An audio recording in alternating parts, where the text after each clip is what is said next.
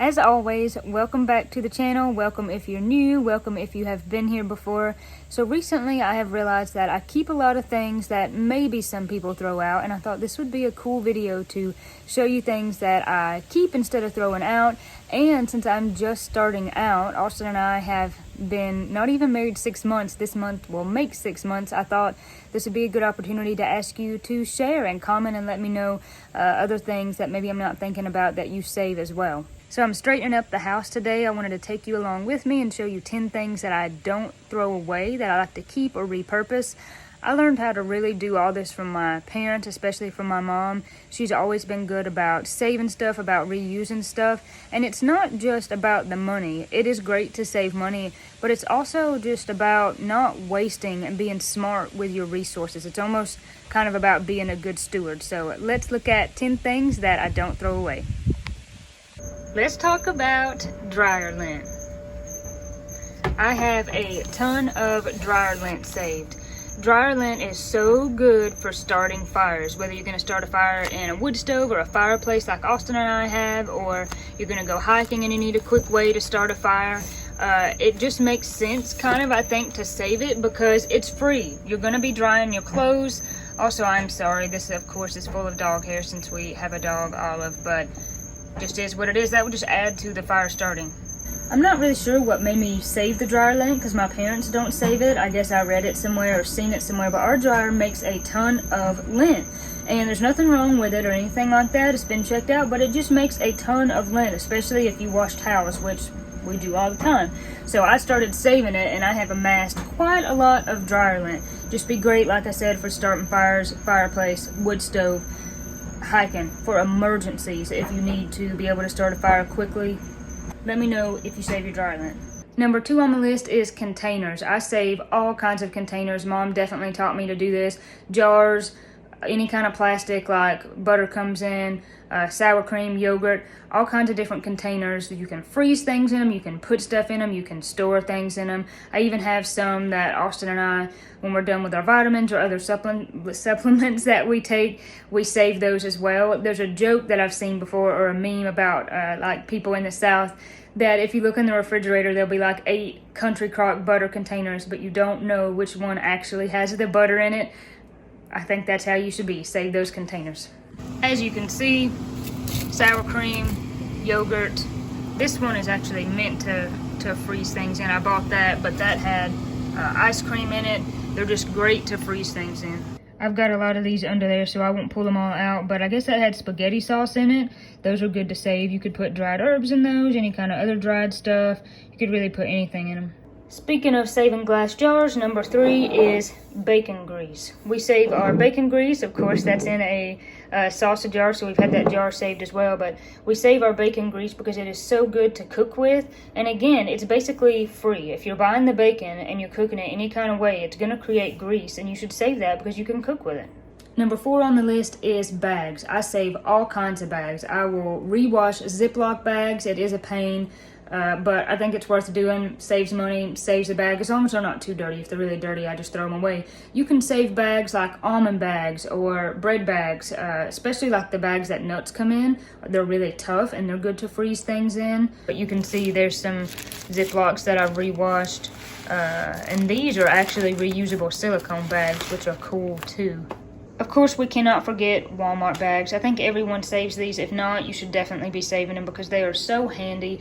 You can line trash cans with them that you put in the bathroom or any other little trash can that you have around your house. You can just put all kinds of things in them. I use them all the time if I'm just going over to my parents' house and I've got a lot of things in my hands. If I just need a quick bag, there's a Walmart bag.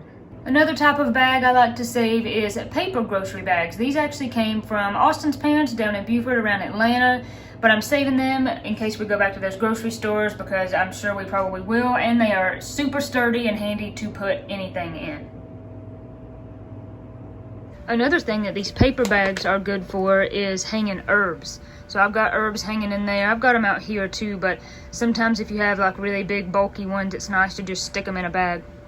Pardon the mess down here, but another kind of bag that I love to save, maybe the bags I like to save the most, are Christmas bags or any kind of gift bag that I get a gift in.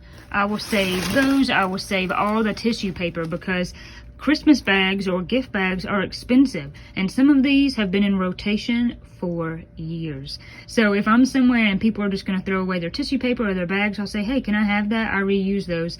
And it's funny because year after year we'll see the same bags and people will kind of laugh and be like, yep, Corey's, that's her bags. How many years have you had these? But it just is smart to save these. I mean, there's no reason not to. Like, I think that one honestly has been in the family for like probably 10 years. Number 5 is old toothbrushes. These are so good to clean with. You can just get in all kinds of tight places. I've usually got 3 or 4 or 5 like this at one time because they're just really good to clean with. Number 5 on the list is kitchen scraps. You can do a lot of different things with kitchen scraps depending on what you've got. The easiest thing to do is just throw them in a pile in your yard and compost them to add to your soil. You can see kind of my compost pile here. Something takes the eggshells sometimes and drags them into the woods. I'm not really sure what it is, but I've just kind of got this pile going, so come springtime when I go to plant, I can kind of put this into some of my dirt and it will make my dirt better. If you have fruit peels that you're going to throw out, you could save them and get some juice out of them and make some jelly. And if you have some kind of citrus rinds, you could make vinegar out of them and clean with it, or you could cook with it, I'm sure, as well. This is lemon vinegar, and that's some lavender that I've got in there that I've had setting for a little while. Of course, you can always feed scraps to animals, to your pets, to your chickens, to your goats, whatever kind of animals that you have. For Olive, if we have leftover green beans like we usually do, I'll just feed those to her for a couple of days until they're gone. And I feel like they're healthy for her. The vet said that it was good to give her some extra fiber, and green beans were good for that, and then it doesn't waste. Feed her some scrambled eggs sometimes, some deer meat that we have left, so that's another great way to feed your animals, save money, and cut down on your food waste. Number 7 is reusing packing materials. Now this is really handy for me because I ship a lot of soap and some CDs, so I will use that to package them with. You could also use the newspaper for a fire starter, or if you just have anything that you need to pack away that you need to protect, this would be good for that. Number 8 is saving old clothes or old rags to clean with. You can do all kinds of stuff with old clothes and rags. Clothes are really good for that as well because they usually have a kind of fairly tight weave and they're kind of soft. So those are good things to repurpose and not throw out. Number 9 is pie plates. Now, I actually bought all of these pie plates, but growing up, we always had pie plates at Mom and Dad's because whenever she would buy a pie crust, she always saved the plate. So when I moved in here, I was like, oh, I need some of these because these are so good to make cheese toast on or any kind of other toast. They're good to put like garlic bread on to broil in the oven. Those are really handy. Last but not least, number 10 is saving bottles like this so that you can put them in the freezer when you're done with them, fill them back up, put them in the freezer, and then you can create your own freezer packs. Pack around some meat, like when Dad goes deer hunting in the fall and he brings back a lot of meat, this is what he has packed in there with it because you kind of need a lot of ice packs, and these pack pretty well around the meat. So I hope you enjoyed getting to see 10 things that I keep instead of throwing away. Please comment below and let me know what you keep instead of throwing away. I'm sure there's a world of things that I'm not thinking of that I could keep and repurpose. As always, thank you for watching. God bless you, and I will see you on the next video.